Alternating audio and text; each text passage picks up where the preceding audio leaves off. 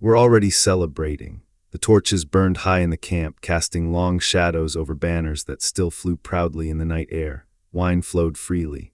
Laughter echoed between tents. Music drifted across the field where only hours earlier thousands of armed men had stood ready for war. Victory felt inevitable. The enemy was nearby, known, watched, measured, and dismissed. Scouts had reported nothing unusual. The army was larger, better equipped, led by nobles who had fought before and survived.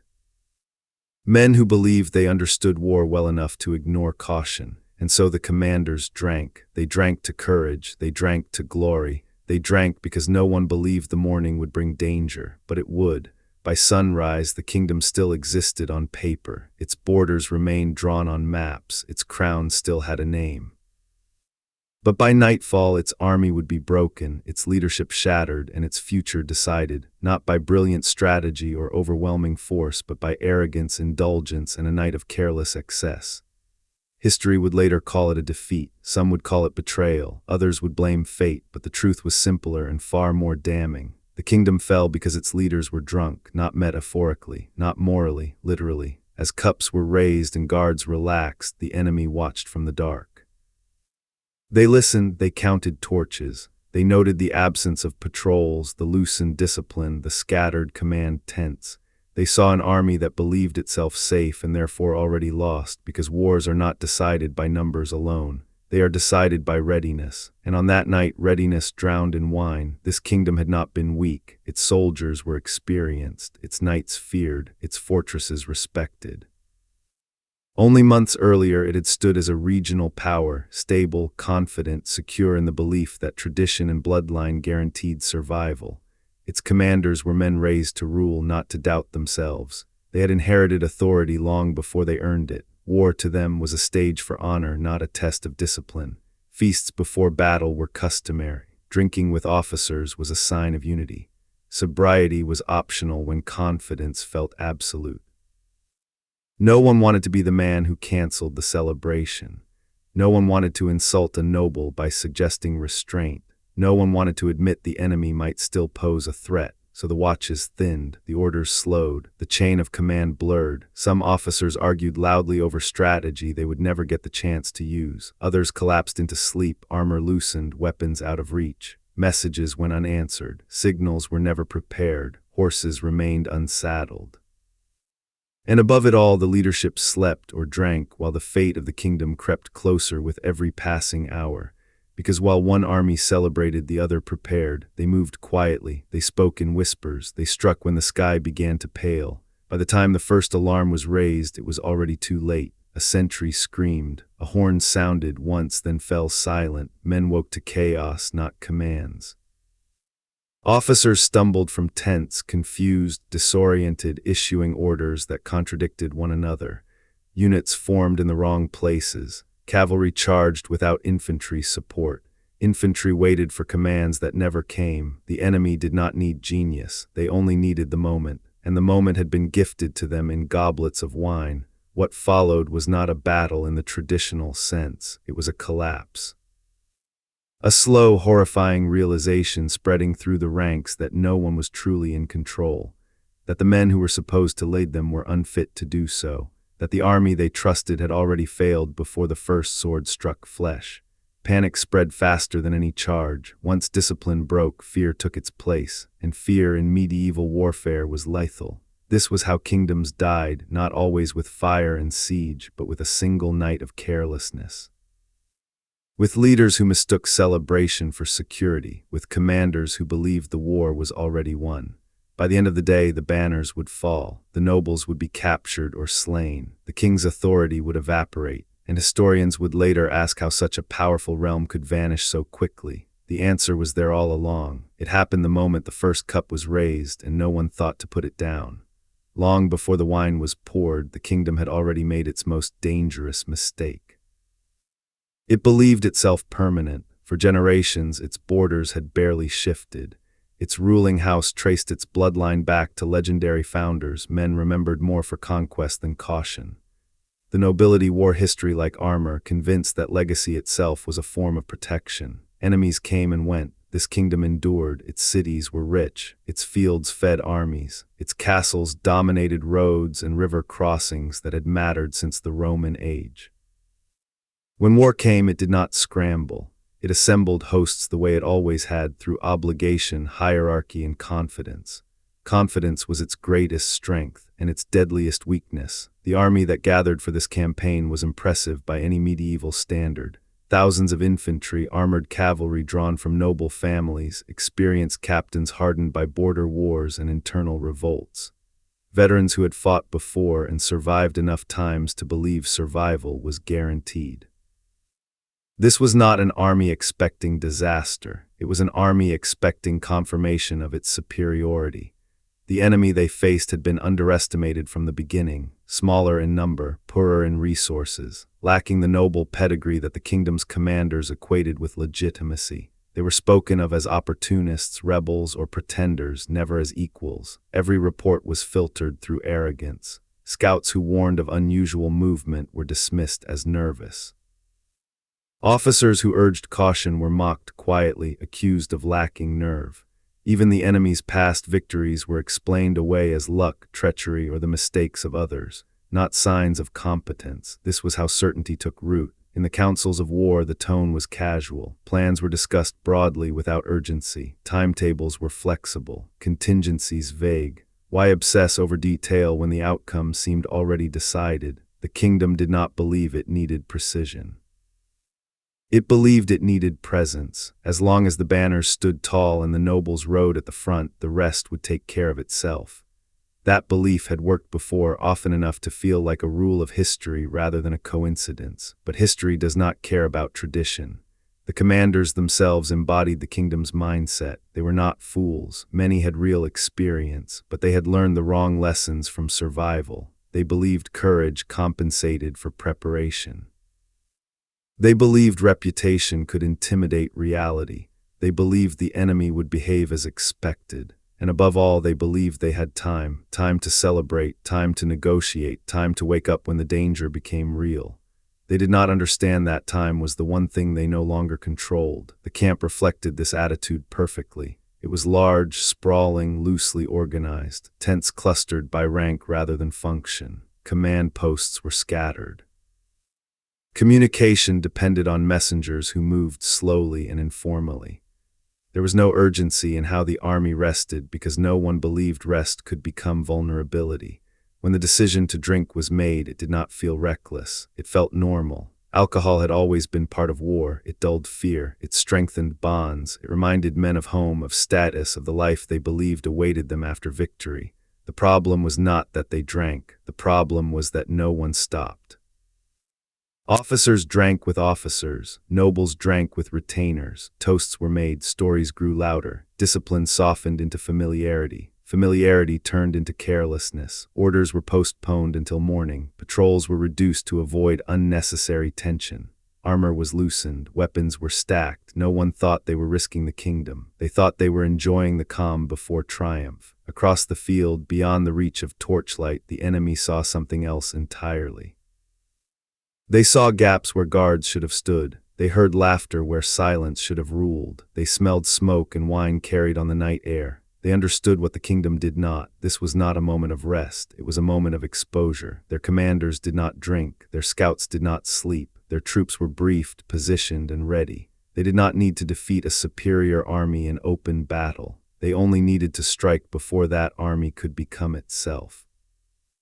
As the night deepened, the imbalance grew. Inside the kingdom's camp, time dissolved. Hours passed unnoticed. Watches changed late or not at all. Men who should have been alert were unconscious. Those still awake were impaired, slowed, dulled. Leadership drifted into unreality. Outside, the enemy moved closer. When the final preparations were made, they were simple, quiet, efficient. Orders passed clearly from commander to unit, from unit to soldier. Everyone knew their role. Everyone understood the signal. There would be no warning. The first blow would not be loud. It would not be glorious. It would not announce itself. It would simply remove the illusion of safety. And once that illusion was gone, the kingdom would discover how fragile it had always been, because power does not vanish all at once. It cracks, first in confusion, then in fear, finally in collapse. The kingdom had built its strength on the assumption that tomorrow would resemble yesterday, that the enemy would wait, that the world would behave. But war punishes assumptions more harshly than mistakes. As the sky began to lighten, the camp remained asleep. The wine had done its work, and history was about to do the rest. The first sound was not a battle cry. It was a scream, short, sharp, and cut off almost immediately. Somewhere on the edge of the camp, a sentry finally noticed movement where there should have been none. Shadows where darkness should have ruled, shapes advancing with purpose instead of caution. He had just enough time to understand his mistake. Steel flashed, the scream died, and with it the kingdom's last chance at waking on its own terms. Moments later a horn sounded, but only once. The second blast never came. Its bearer fell before the signal could be completed, leaving behind a noise that meant nothing on its own. Too short to be a call to arms, too sudden to give clarity. Men stirred in their tents, confused, irritated, still heavy with sleep and wine. Some thought it was an accident, others assumed it was a false alarm.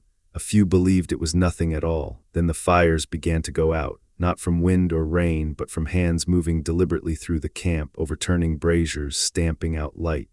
Darkness spread unevenly, swallowing landmarks and turning familiar ground into a maze. By the time real shouting began, the enemy was already inside.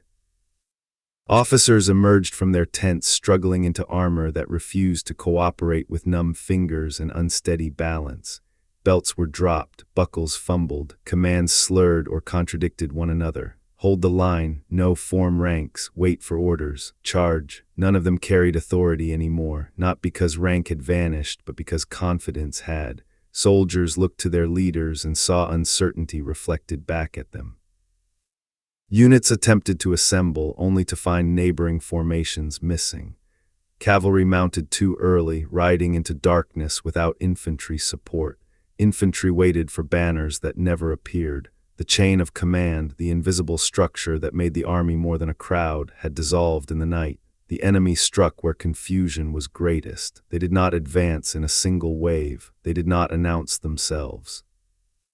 They appeared in fragments, here a sudden clash, there a line collapsing, elsewhere a command tent overrun before its occupants understood what was happening. One of the kingdom's senior commanders was cut down while still shouting for his guards, sword half-drawn, armor incomplete. Another attempted to rally troops only to discover they belonged to 3 different units, none of which recognized his authority in the chaos. Messages failed to travel. Messengers ran into enemy patrols or vanished into the dark. Signals were misread or never seen. The army had become deaf and blind at the exact moment it needed clarity most. And then panic took hold, not sudden terror but creeping realization. The soldiers understood something was wrong long before they understood what it was. They sensed it in the absence of structure, in the lack of coordination, in the way no one seemed to know where to go or whom to follow. Fear does not require explanation, it spreads instinctively. Once a single unit broke, others followed. Retreats overlapped, paths clogged with men moving in opposite directions, shouting warnings no one could verify.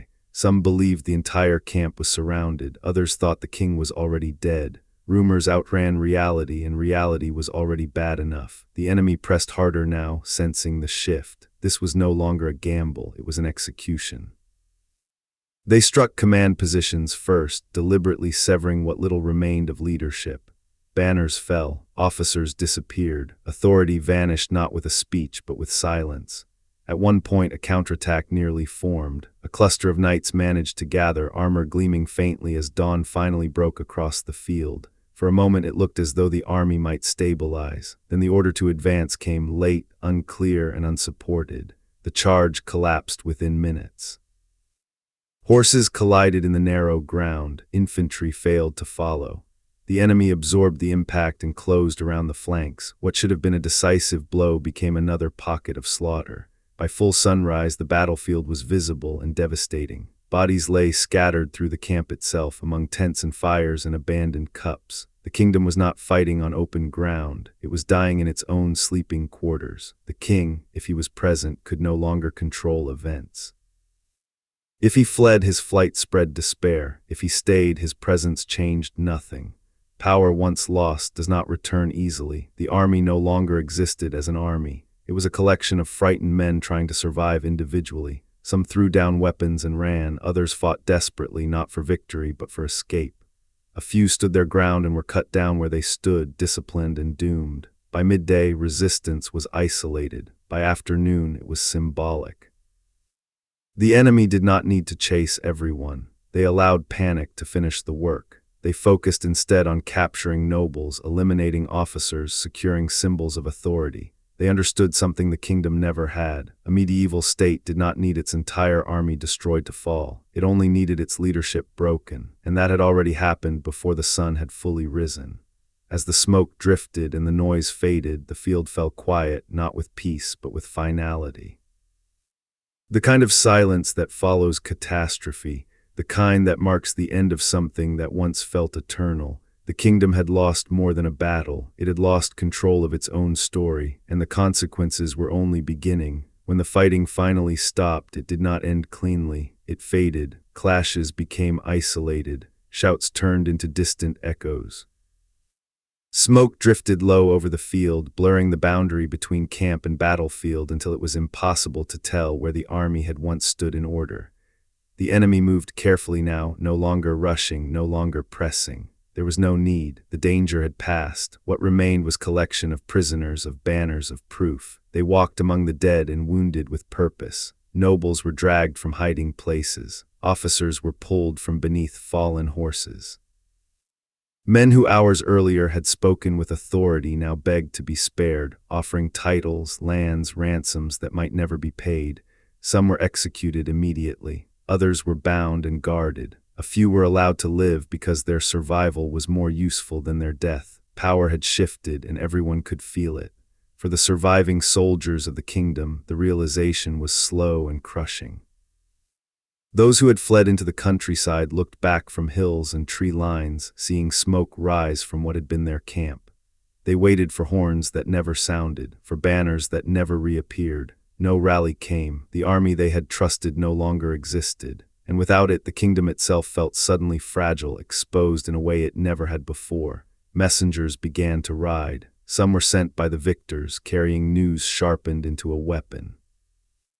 Others were sent by survivors, desperate to warn cities, castles, anyone who might still resist. But the messages were chaotic, contradictory, and terrifying. The army is gone, the nobles are captured, the king is missing, the enemy is advancing. Fear arrived faster than soldiers ever could. In towns and fortresses across the realm, commanders faced impossible decisions with incomplete information.